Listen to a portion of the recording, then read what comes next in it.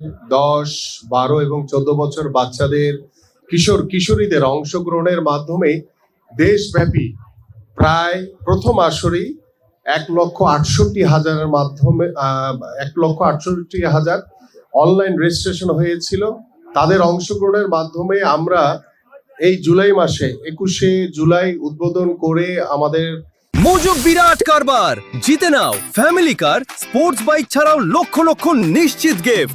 27শে জুলাই আমাদের মাননীয় প্রধানমন্ত্রী জনাব তারেক রহমান আর্মি স্টেডিয়ামে আনুষ্ঠানিকভাবে পুরস্কার বিতরণ এবং সমাপনী অনুষ্ঠানে যোগ দেবেন এবং প্রথম আসর ইনশাআল্লাহ আমরা আশা করছি সুন্দরভাবে শেষ করতে পারবো এবং প্রথম আসর শেষ হওয়ার আগেই আমাদের 1 জুলাই থেকে দ্বিতীয় আসরের জন্য প্রায় আগস্টের 30 তারিখ পর্যন্ত আমাদের অনলাইন রেজিস্ট্রেশন কার্যক্রম চলমান রয়েছে।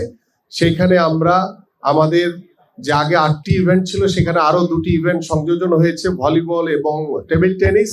আমরা এই 10টি স্পোর্টসকে নিয়ে ইনশাআল্লাহ বাংলাদেশের ইউনিয়ন পর্যায়ে আমি ছোট্ট করে একটু যদি পরিসংখ্যান দেই আপনাদের উদ্দেশ্যে, আমরা প্রথম আসরটি উপজেলা পর্যায়ে দল গঠন করে জেলা পর্যায়ে অংশগ্রহণ করেছে। তার মানে আমরা 495টি দল গঠন করা হয়েছিল এবং সেখানে 8টি ইভেন্টের কিশোর এবং কিশোরী বোথ সাইডে কিন্তু দল গঠন করা হয়েছে এবং সেখান থেকে জেলা পর্যায়ে খেলে বিভাগীয় পর্যায়ে এখন আমরা জাতীয় পর্যায়ে এই 21শে জুলাই উদ্বোধন করে আমরা ইনশাআল্লাহ 27শে জুলাই মাননীয় প্রধানমন্ত্রী সমাপ্ত ঘোষণা করবেন।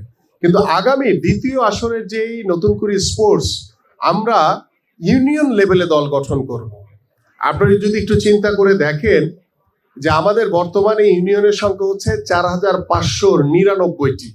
তার মানে আমরা যদি ফুটবল টিমের এক্সাম্পল দেই তাহলে 4,599টি ফুটবল টিম গঠন হবে এবং ঠিক একইভাবে ছেলে এবং মেয়ে কিশোর কিশোরীদের এইভাবে 10টি ইভেন্টে আমরা যদি সফলভাবে এই নতুন করে স্পোর্টস তৃণমূল পর্যায়ে ছড়িয়ে দিতে পারি তাহলে আপনারা নিজেরা একটু চিন্তা করে দেখেন আমাদের পারিবারিক, আমাদের সামাজিক, আমাদের রাষ্ট্রীয়ভাবে যে গুণগত পরিবর্তন আনতে চান আমাদের মাননীয় প্রধানমন্ত্রী এই খেলাধুলার মাধ্যমে, স্পেশালি একটি সুস্থ জাতি গঠন করার জন্য খেলাধুলার কোনো বিকল্প নেই। স্পেশালি যদি বলি আমাদের সন্তানরা যেভাবে ডিভাইসের প্রতি আসক্ত হয়ে গেছে সেই ডিভাইস থেকে দূরে রাখার জন্য এই বিকালবেলা মাঠে আসার জন্য আমি বিশ্বাস করি যে খেলাধুলার কোনো বিকল্প নেই। সর্বোপরি আমরা মাদক মুক্ত সমাজ গড়তে চাই। আপনারা সবাই চান মাদক মুক্ত সমাজ গড়ার জন্য আমরা সবাই ঐক্যবদ্ধভাবে কাজ করছি এবং সেই মাদক মুক্ত সমাজ গড়ার জন্য অন্যতম মাধ্যম হচ্ছে খেলাধুলা।